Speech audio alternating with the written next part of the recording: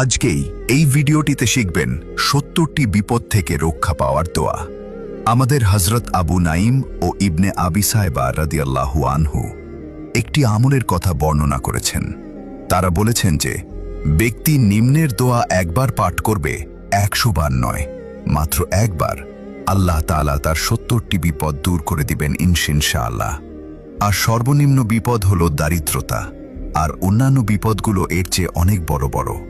যে ব্যক্তি এই দোয়ার আমল করবে, আল্লাহ তাআলা তার এসব বিপদ দূর করে দিবেন ইনশাআল্লাহ।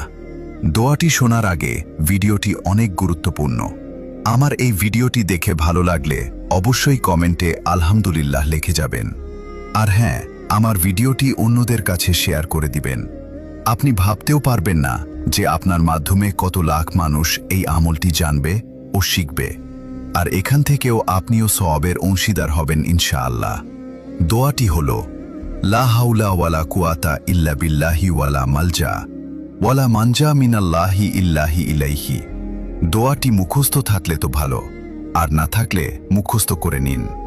দোয়াটি নিয়মিত পাঠ করুন, সব রকম সমস্যা থেকে নাজাত পাবেন ইনশাআল্লাহ।